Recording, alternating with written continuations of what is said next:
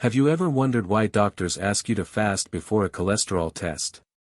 Or why LDL is called bad cholesterol, while HDL is the good one? Heart disease is the leading cause of death globally, and understanding your lipid levels is one of the best ways to assess your risk. But how do labs measure cholesterol and triglycerides?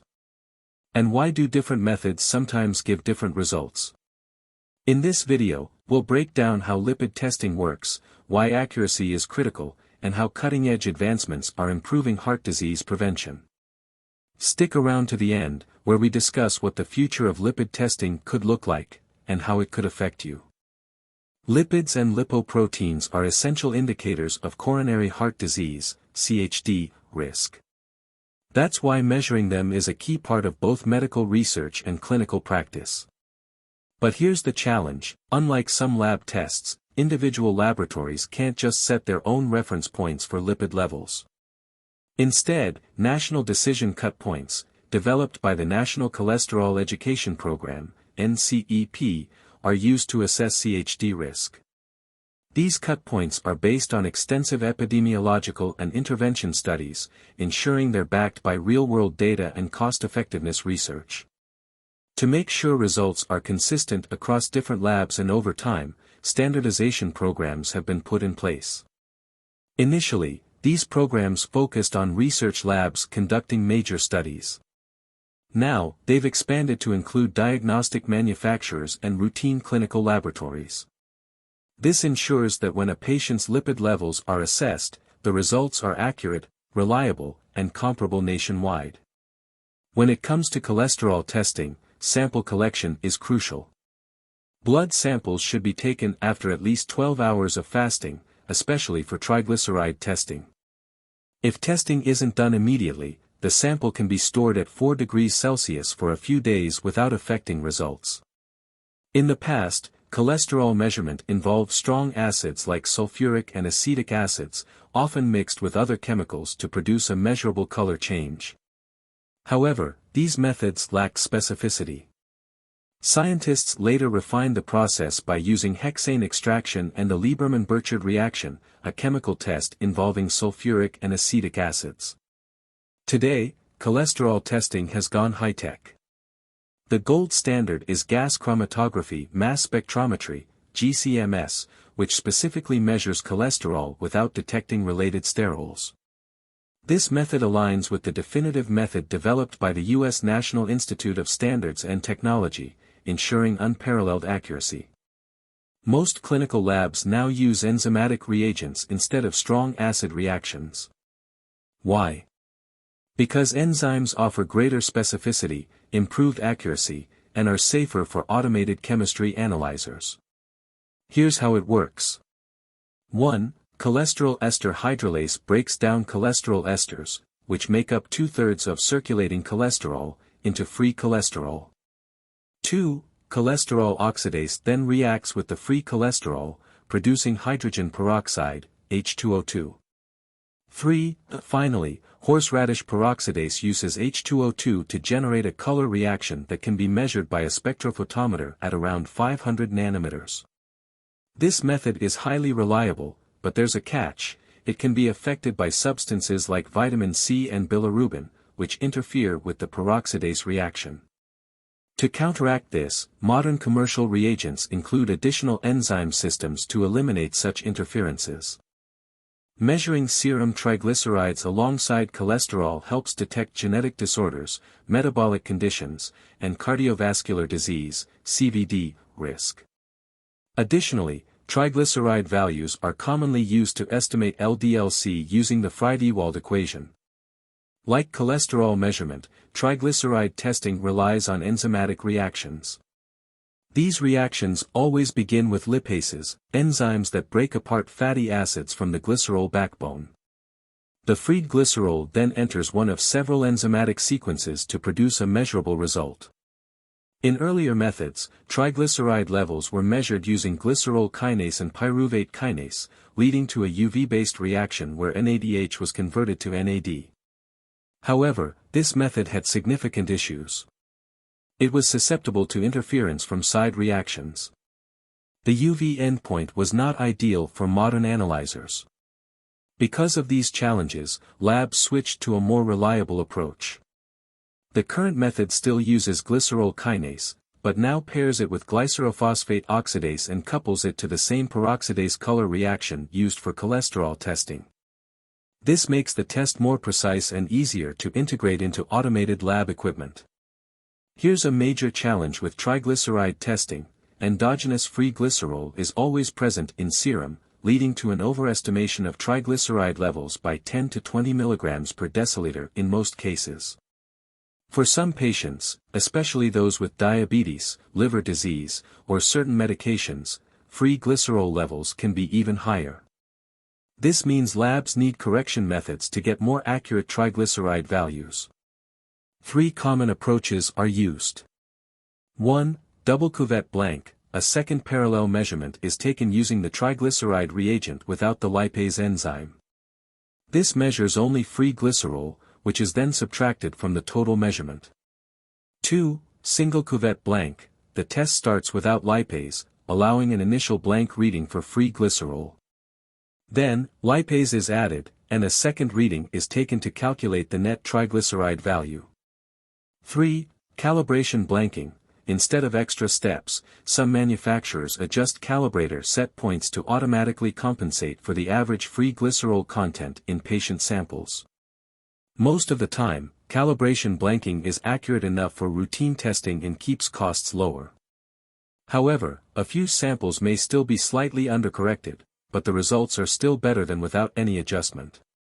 Historically, the reference method for triglycerides was complex and tedious. It involved alkaline hydrolysis, solvent extraction, a color reaction with chromotropic acid. This method was primarily conducted by the Centers for Disease Control and Prevention, CDC, for lipid standardization. However, just like with cholesterol, the CDC has now switched to a gas chromatography mass spectrometry, GCMS, method. This method directly measures glycerol after breaking down triglycerides, offering much higher precision.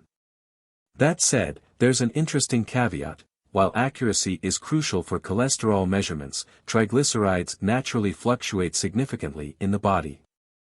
Their coefficient of variation, CV, can range from 25% to 30%, meaning that small analytical variations don't make a huge impact compared to the natural physiological swings in triglyceride levels.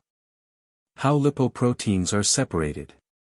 Lipoproteins vary in density, size, charge, and apolipoprotein content. Scientists use these properties to isolate and measure them. Here are the main techniques. 1. Ultracentrifugation separates lipoproteins by density. 2. Electrophoresis uses size and charge differences. 3. Chemical precipitation, based on particle size and apolipoproteins. 4. Chromatography, uses molecular sieving or affinity-based separation. 5. Immunochemical methods, uses antibodies to bind specific lipoproteins. The most common approach in clinical labs today: direct homogeneous reagents, which allow fully automated measurements using chemistry analyzers. Ultracentrifugation, the gold standard for research. Ultracentrifugation is the most precise method for separating lipoproteins, but it's also highly accurate, expensive, and technically demanding. How does it work? Preparative ultracentrifugation adjusts serum density to fractionate different lipoproteins. Density gradient ultracentrifugation separates lipoproteins either based on flotation rate, non-equilibrium, or density, equilibrium. Because lipoproteins are classically defined by hydrated density, ultracentrifugation remains a reference method in lipid research and standardization labs. Phoresis separates major lipoprotein classes, like HDL, LDL, and VLDL, and can even detect subclasses. Agarose gel electrophoresis, the most common method, providing a clear background for visual analysis. Polyacrylamide gel electrophoresis, used for finer separation, including LDL subclasses. This is important because smaller, denser LDL particles are more atherogenic and linked to higher cardiovascular risk. Early electrophoresis methods had poor precision, but modern automated systems have made them far more reliable. Chemical precipitation is mostly used for HDL separation. It works like this. 1. Polyanions, like heparin or dextrin sulfate, are added to serum. 2. Divalent cations, like magnesium or manganese, neutralize charged lipoproteins, causing them to aggregate and precipitate. 3. HDL remains in solution, while VLDL and LDL are removed. Although simple and effective, this method is less specific than modern techniques and is mostly limited to research labs today. Immunochemical methods, the future of lipoprotein testing. Scientists now use antibodies to target specific apolipoproteins, the proteins that make up lipoproteins. ApoB antibodies, used to capture all ApoB-containing lipoproteins, VLDL, LDL, IDL. ApoAI antibodies, specifically bind HDL, isolating it from other particles. RLP, remnant-like particles, antibodies, identify a highly atherogenic lipoprotein fraction associated with cardiovascular disease. Antibody-based methods are highly selective and automated, making them increasingly popular in both clinical and research settings. Why HDL measurement matters.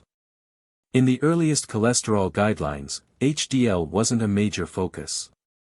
But that changed in 1993 when ASCP ATP2 guidelines recognized HDL as a crucial risk factor for cardiovascular disease. The 2002 ATP3 guidelines reinforced this, making HDL measurement a standard part of the first medical workup. Unlike total cholesterol, HDL levels fluctuate within a narrow range, which means that small errors in measurement can significantly impact risk assessment.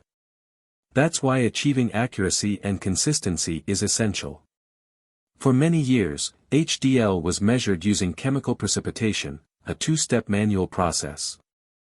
1. A precipitation reagent is added to serum, causing non-HDL lipoproteins to aggregate. 2. After centrifugation, HDL remains in the supernatant, where its cholesterol is measured enzymatically. The first widely used precipitation method involved heparin and manganese. However, manganese interfered with enzymatic assays, leading to the development of alternative reagents. Sodium phosphotungstate with magnesium, later replaced due to variability. Dextrin sulfate with magnesium, became the standard due to better precision. Polyethylene glycol, PEG, effective but required highly viscous reagents, making it difficult to use in labs. Despite improvements, these methods struggled with interference from high triglyceride levels. When VLDL and chylomicrons are present, they may not fully settle during centrifugation, leading to an overestimation of HDL. High-speed centrifugation and ultrafiltration helped, but they were time-consuming and inefficient. Chemical precipitation methods had a major drawback: they weren't suitable for fully automated labs. This led to the development of direct, homogeneous, assays, which revolutionized HDL measurement. How do homogeneous methods work? 1. A first reagent is added to block non-HDL cholesterol. 2. A second reagent contains enzymes that measure only the cholesterol in HDL. These methods are fully automated, no manual steps required. Highly precise, eliminating human error. More compatible with modern chemistry analyzers. However, they aren't perfect. Studies show that these assays lack specificity in patients with liver or kidney disease. Plus, manufacturers frequently modify reagents to improve performance, which can affect long-term studies. Because of these limitations, direct HDL methods are not recommended for research laboratories. The CDC-developed reference method for HDL measurement is the most accurate but also the most complex. It involves 1. Ultracentrifugation to remove VLDL. 2. Heparin manganese precipitation to remove LDL. 3. Abel-Kendall cholesterol analysis on the HDL-containing supernatant. Because this method is expensive and time-consuming, the CDC Network Laboratory Group validated a simpler alternative.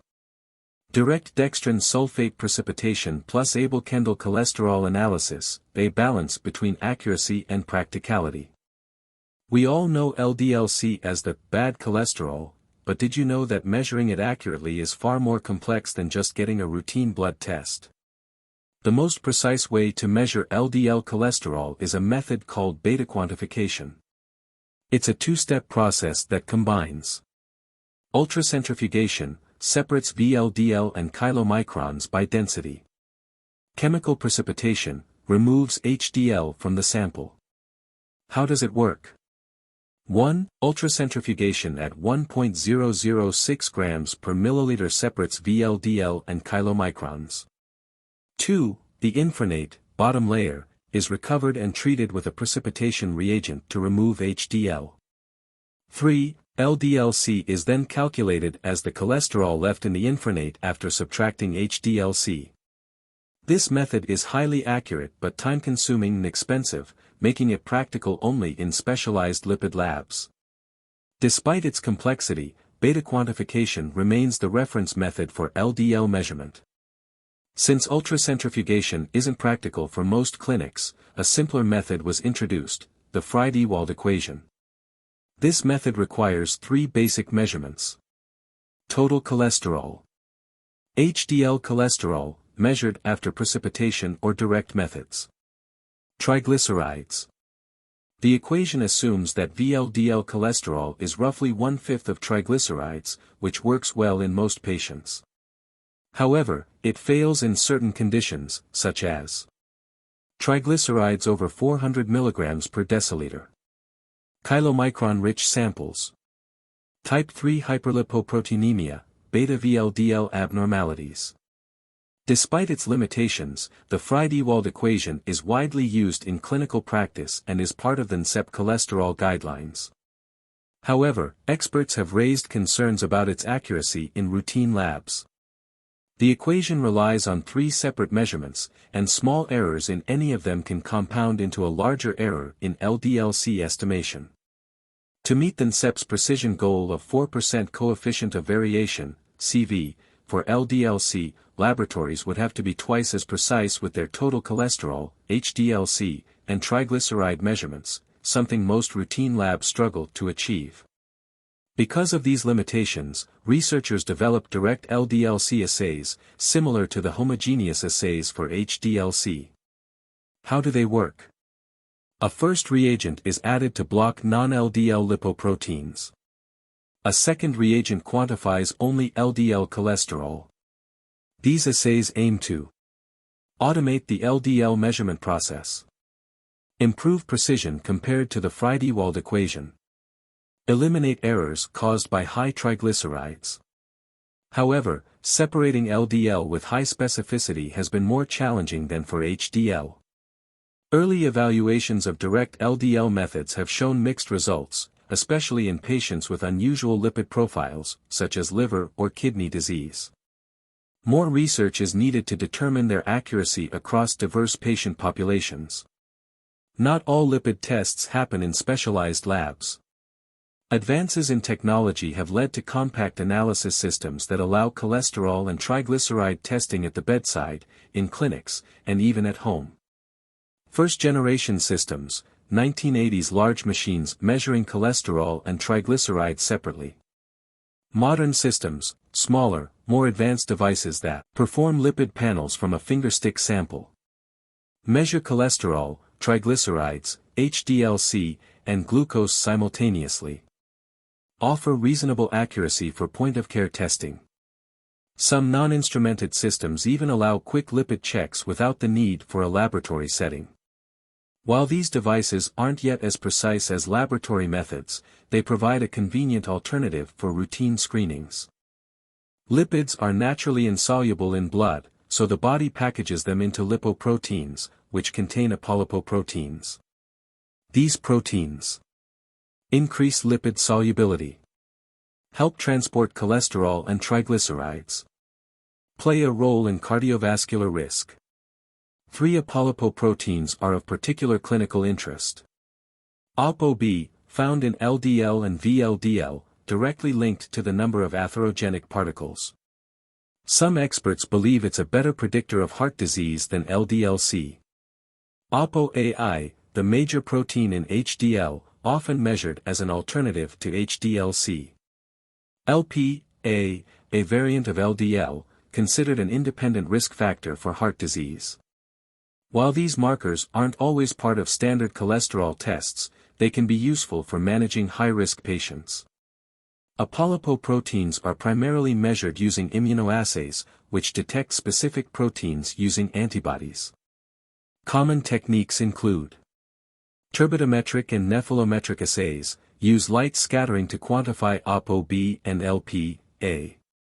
These are the most common methods in clinical labs, but they can be affected by triglyceride-rich particles like chylomicrons. ELISA, enzyme-linked immunosorbent assay, a highly sensitive test using enzyme-linked antibodies to detect apolipoproteins. Agarose gel electrophoresis, used to measure LPA, which has pre-beta mobility in electrophoresis. Radial immunodiffusion, RID, and radioimmunoassay, RA, older methods that are becoming less common due to newer, more automated technologies. Since LPA levels and risk are influenced by genetics, some researchers suggest that measuring isoform size, not just concentration, may improve risk assessment. To ensure accuracy and consistency, global efforts are underway to standardize apolipoprotein measurements.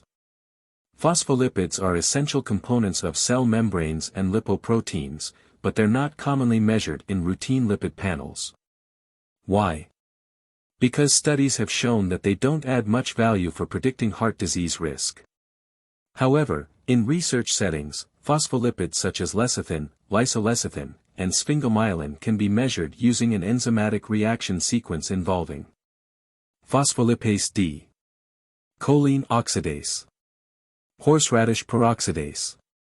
This reaction produces a color change that can be measured to quantify phospholipid levels. Fatty acid measurement, a window into diet and heart health. Fatty acids are increasingly studied for their potential role in heart disease prevention, especially omega-3 fatty acids. However, their measurement is mostly limited to research and dietary studies, rather than routine clinical use.